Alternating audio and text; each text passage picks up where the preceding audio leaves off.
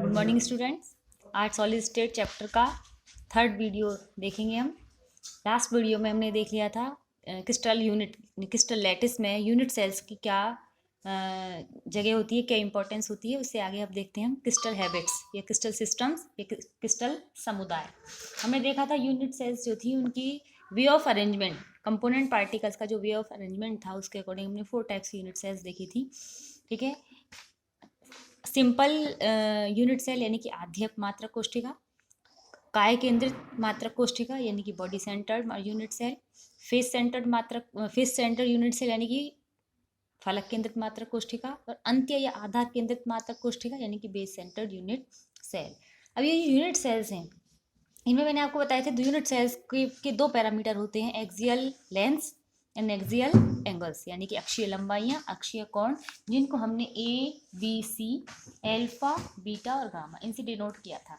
ये जो वैल्यूज़ हैं ए बी सी यानी अक्षीय लंबाइयाँ, एक्सियल लेंस और एल्फा बीटा गामा जो एक्सियल एंगल्स हैं, इनकी वैल्यूज़ यूनिट सेल में डिफरेंट हो सकती हैं। तो इनकी वैल्यूज, इन पैरामीटर्स की डिफरेंट वैल्यूज़ के अकॉर्डिंग क्रिस्टल सिस्टम्स जो हैं वो 7 टाइप्स के होते हैं। 7 टाइप्स के क्रिस्टल सिस्टम्स होते हैं on the basis of shape of unit cell. ठीक है, मात्रक कोशिका की आकृति के आधार पर 7 प्रकार के क्रिस्टल समुदाय हैं। इट मीन्स जो मात्रक कोशिकाएं हैं वो 7 प्रकार की हैं आकार के आधार पे। तो 7 प्रकार की मात्रक कोशिकाओं के आधार पर हमने क्रिस्टल समुदायों को 7 भागों में बांटा है। या हम ये कह सकते हैं कि मात्रक कोशिका यानी कि यूनिट सेल के बेसिस पे जो क्रिस्टल सिस्टम्स हैं वो 7 टाइप्स के होते हैं। वो 7 टाइप्स कौन कौन से हैं उनको अपन स्ट्रक्चर के अकॉर्डिंग देखेंगे। सबसे पहला होता है घनीय यानी कि क्यूबिक। क्यूबिक का मतलब क्या होता है, जिसकी A is equal to B is equal to C हो, यानी कि तीनों अक्षीय लंबाइयाँ सिमिलर हो। ठीक है, and alpha is equal to beta is equal to gamma that will be equal to 90 degree, यानी सभी अक्षीय कोण भी 90 डिग्री के हों। जैसे एक सिंपल क्यूब की बात करते हैं अपन, जनरल जो घन होता है, घन के लिए हम कहते हैं लंबाई, चौड़ाई और ऊंचाई सभी बिल्कुल बराबर होती है, और घन का प्रत्येक कोण 90 डिग्री का होता है, 90 डिग्री का होता है। इसका मतलब उसमें सारे एंगल्स भी सेम है और सारी अक्षीय लंबाइयाँ भी सेम होती हैं। ठीक है, ये है घनीय यानी कि क्यूबिक यूनिट सेल। ये जो क्यूबिक यूनिट सेल है ये तीन तरह का अरेंजमेंट शो करती है। एक तो सिंपल टाइप का यानी कि सरल या आद्य मात्रक कोशिका, दूसरा ये शो करती है बीसीसी यानी कि काय केंद्रित, और तीसरा ये शो करती है एफसीसी यानी कि फलक केंद्रित। 3 प्रकार की मात्रक कोशिकाएं इसमें पाई जाती हैं। एग्जाम्पल्स इसके जैसे देखते हैं, NaCl में ये स्ट्रक्चर पाई जाती है, KCl में ये स्ट्रक्चर पाई जाती है, डायमंड यानी कि हीरा की भी ये स्ट्रक्चर होती है। ठीक है, कॉपर, सिल्वर, जिंक ब्लेंड, इन सब की ये स्ट्रक्चर होती है, यानी इनमें क्यूबिक यूनिट सेल ही पाई जाती है। क्यूबिक यूनिट सेल मीन्स जिसमें तीनों अक्षीय लंबाइयां और तीनों अक्षीय कोण बिल्कुल समान होते हैं। दूसरे टाइप के होते हैं विषम लंबाक्ष यानी कि ऑर्थोरोम्बिक। विषम लंबाक्ष के बारे में हम कहें कि विषम लंबाक्ष, विषम मीन्स डिफरेंट लंबाक्ष यानी जिनकी तीनों अक्षीय लंबाइयां समान नहीं है। A is no is equal to B is not equal to C, लेकिन तीनों जो बॉन्ड एंगल्स हैं वो अभी भी समान है। ठीक है, इसकी हम कंपैरिजन कर सकते हैं किसी क्यूबॉइड से यानी कि घनाभ से।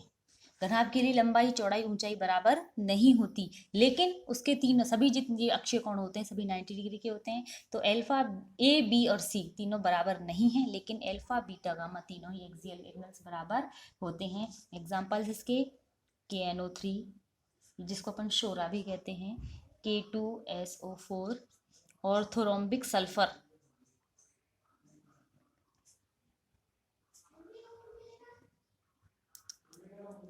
ठीक है, इस तरह से इनमें केवल जो डिफरेंस है ये है कि तीनों ही बॉन्डिंग जो एक्सियल लेंस हैं वो इक्वल नहीं होती। तीसरी अपन बात करते हैं द्विसमलंबाक्ष। द्विसमलंबाक्ष यानी कि टेट्रागोनल।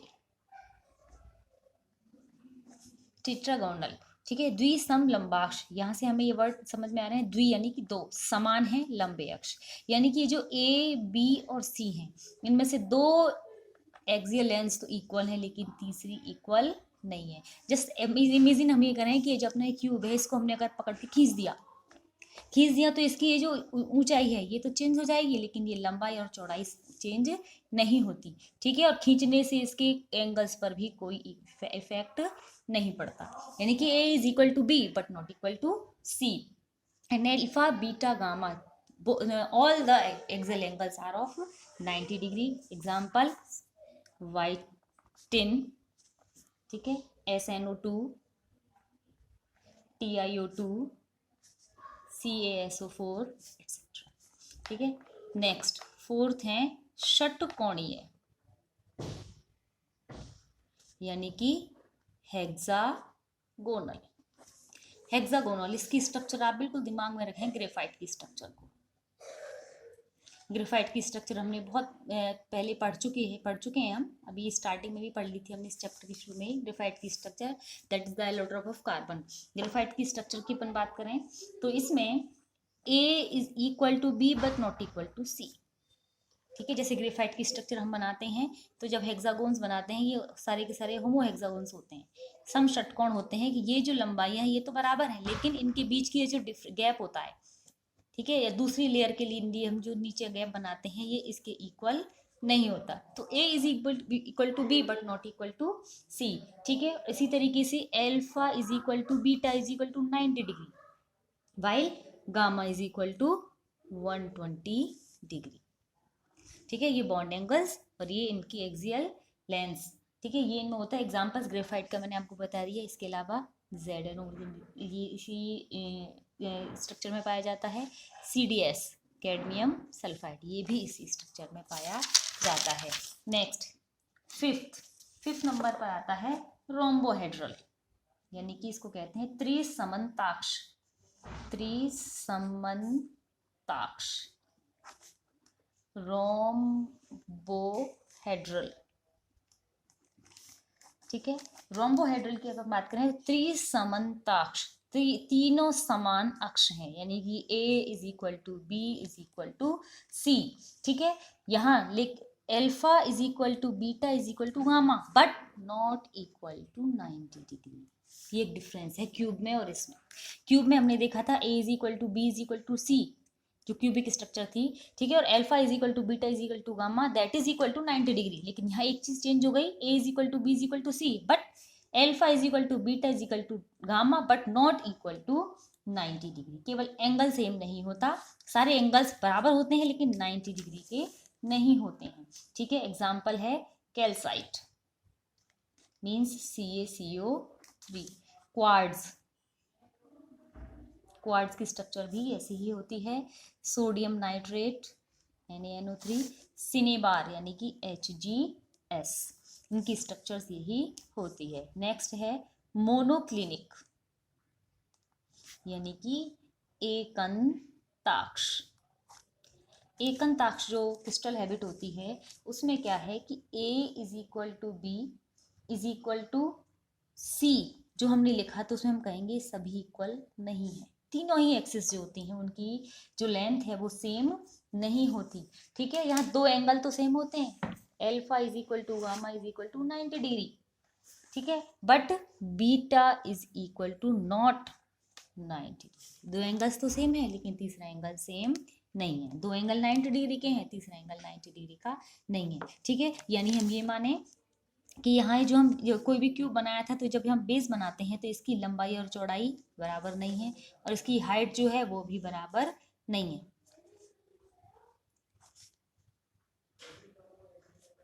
ठीक है। और इसके अलावा जो दो एंगल हैं जो बेस के एंगल हैं यहाँ तो ये 90 डिग्री हो सकते हैं लेकिन जो ऊपर वाला एंगल है वो टेढ़ा हो चुका है, वो 90 डिग्री का नहीं, ठीक है। ये हो गया मोनोक्लिनिक। एग्जाम्पल्स इसके मोनोक्लिनिक सल्फर,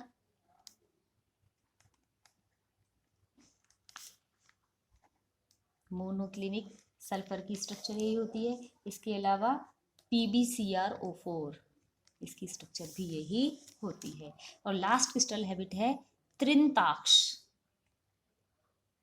यानी कि इसको कहते हैं हम ट्राइक्लिनिक।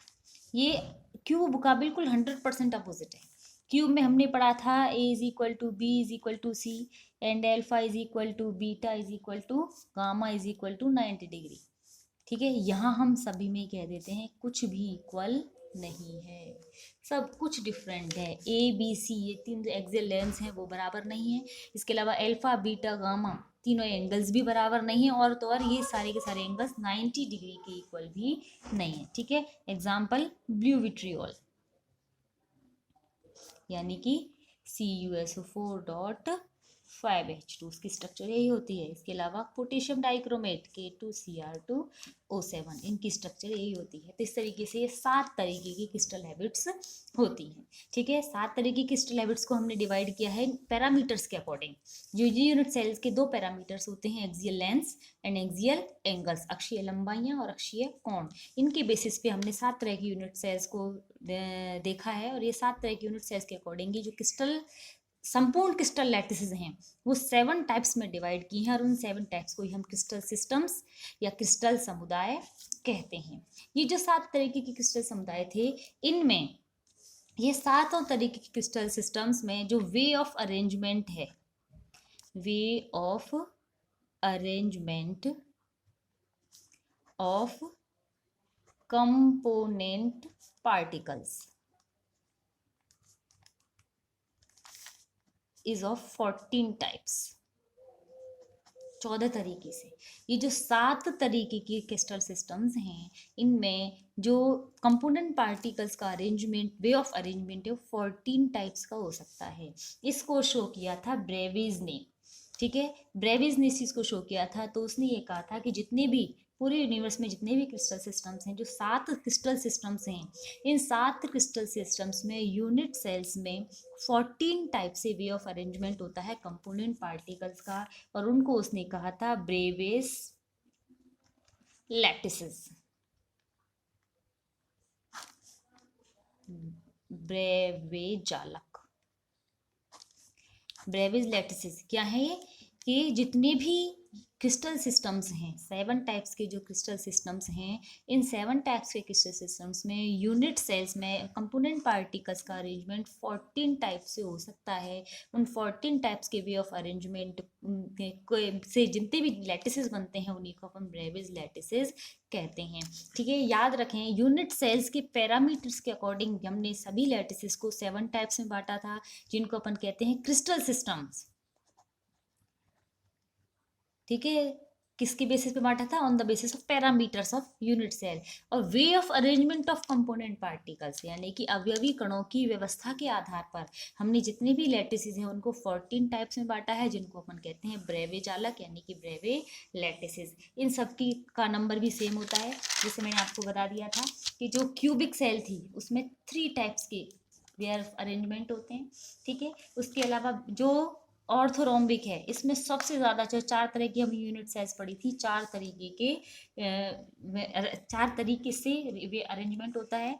जो टेट्रागोनल है, इसमें 2 तरीके से अरेंजमेंट होता है, 3, 4, 7 to 9।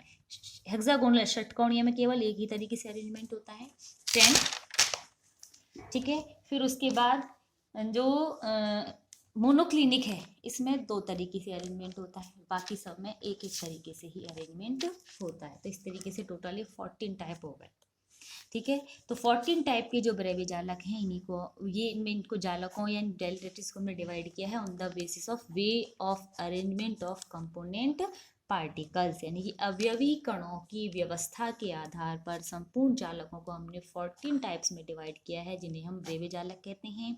और यूनिट सेल के पैरामीटर्स के अकॉर्डिंग सभी क्रिस्टल लैटिसेस को हमने 7 टाइप्स में डिवाइड किया है, जिनको हम क्रिस्टल सिस्टम्स या क्रिस्टल समुदाय कहते हैं।